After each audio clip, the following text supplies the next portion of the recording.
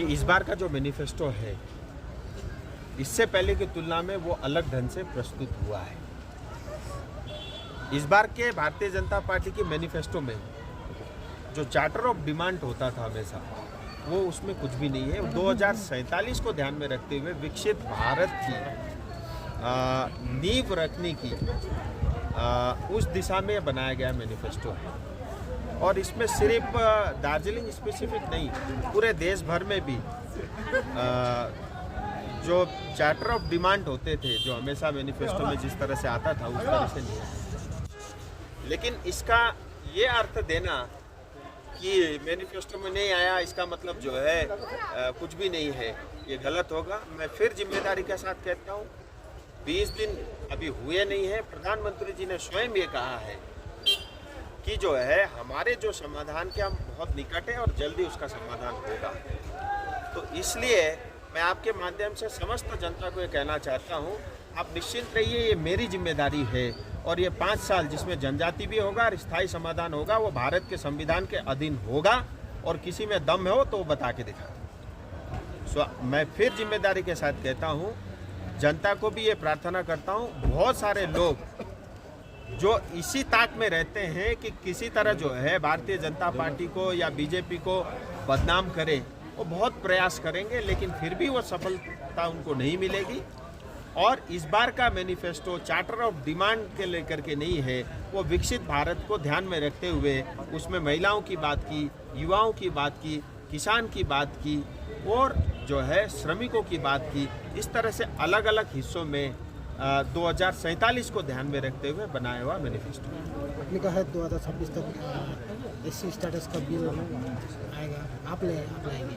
मेरा राजनीति 2024 से 2029 ये आखिरी 5 साल मेरे राजनीति के होंगे, उसके बाद मैं राजनीति भी नहीं करूंगा। और 2026 से पहले जनजाति का बिल पार्लियामेंट में मैं पेश करूंगा, ये मेरा जनता से संकल्प है। और स्थायी समाधान चुनाव के तुरंत बाद एक कमेटी का गठन होगा, जिसमें हमारे राजनीतिक दल के सदस्य भी रहेंगे, कुछ इंटेलेक्चुअल लोग ऑलरेडी कुछ लोग जुड़े हुए हैं, कुछ और भी उसमें जुड़ेंगे, कुछ संविधान के ज्ञाता भी होंगे। उन सब को लेकर के और इन सब को लेकर के जो एक कमेटी का गठन होगा और उसमें वो काम करेगी, क्योंकि उनमें काम करने में उनको भी समय लगेगा। और मैं ऐसा मानता हूं भारतीय जनता पार्टी की सरकार आएगी और मैं कोशिश करूंगा कि 2026 से पहले जनजाति का दर्जा मिले और 26 के बाद भारत के संविधान के अंतर्गत जो बाबा साहब अम्बेडकर ने जो संविधान बनाया उसके अधीन हमको न्याय मिले। इससे पहले भी आपने एक बोला था कि यदि गोरखा के लिए कुछ नहीं होगा तो मैं रिजाइन दूंगा, तो कैसे? अच्छा है ना, गोरखा के लिए नहीं होगा तो मैं रिजाइन दूंगा, वो आप ठीक बोल रहे हैं।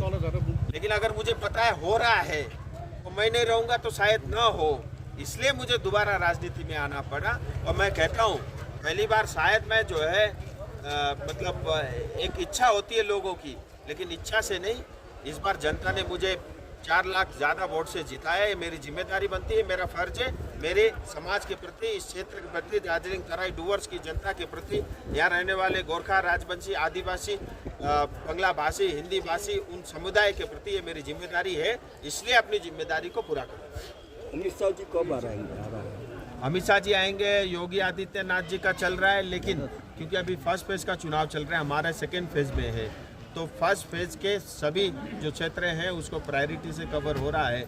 और जितना अभी सुबह बात हुई थी, टेंटेटिव शायद 20 तारीख को योगी आदित्यनाथ जी कालिम्पोंग आएंगे और 21 तारीख को मिरिक में जो है सतपाल महाराज जी का तय हुआ है। और उसके अलावा गृह मंत्री जी स्वयं आएंगे। प्रधानमंत्री जी की भी मैं चेष्टा कर रहा हूँ, लेकिन बहुत सारे सिक्योरिटी रीज़न के कारण कई बार दिक्कत आता है।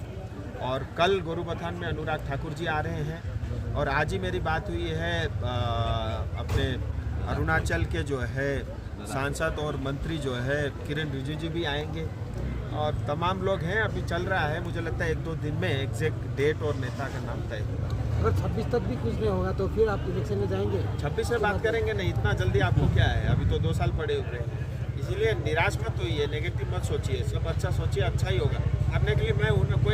कोई नेता देखता है जो जिम्मेदारी अपने कंधों पे लेके घूमता है, या तो दूसरे पे चिपका देते हैं या पार्टी का विरोध करके कुछ नहीं देगा बोल के फिर भी राजनीति करते हैं। मैं उनमें से नहीं हूँ। ना मैं पार्टी का विरोध करूँगा, ना मैं सरकार का विरोध करूँगा। मैं अपने समाज के लिए, इस क्षेत्र के लिए जो न्याय होना था उसको मैं सुनिश्चित करूँगा, और ये मेरी जिम्मेदारी है। मुझे वोट भी इसीलिए मिल रहा है, इसलिए नहीं है कि मैं जो है यहाँ पे घूमता हूँ इसलिए वोट मिल रहा है।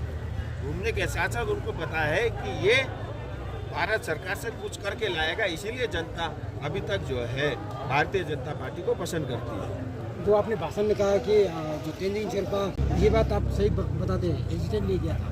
ऐसा है, मैं तो उनके परिवार के सभी सदस्यों को जानता हूँ, और उनके बेटे के साथ भी जो है मैंने बहुत हवाई यात्राएं की है, इसीलिए वो तो बहुत दूर के, उसमें कोई विवाद नहीं होगा, आप निश्चिंत रहिए।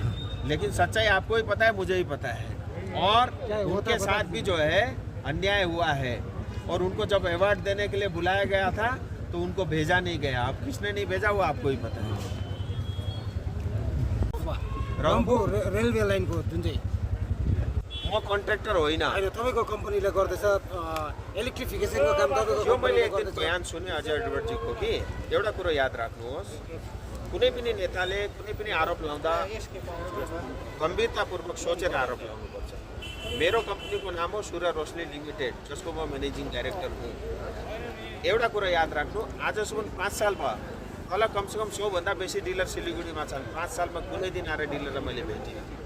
र अगर अजय एडवर्डजीले साबित गरे सूर्य रोशनी लिमिटेडले कुनै लाइटिङको या कुनै पनि इर्कोनको, एक त इर्कोनले के काम गर्छ, के अरे खोज्ने काम गर्छ हो, त्यो काममा त हाम्रो कम्पनी छँदै छैन। सूर्य रोशनी लाइट बनाउँछ, अनि लाइट त सबै काम भएपछि मात्रै लास्टमा लाइटिनिङ हुन्छ। उसलाई थाहा पनि छैन बिचरा, त्यसको ज्ञान पनि छैन। र अगर सूर्य रोशनीले 1 रुपियाँको पनि इर्कोनको काम गरेको छ भने म अहिले राजनीति त्याग दिन्छु, तर उहाँले प्रुफ गर्नुपर्छ, नत्र फेरि यस्तो प्रकारको आरोप लगायो भने म उहाँमाथि मुद्दा हाल्छु। यो जिम्मेदारीका साथमा भन्दैछु। त्यही भएर गैर जिम्मेदारी यसरी बयान नदिनुहोस्।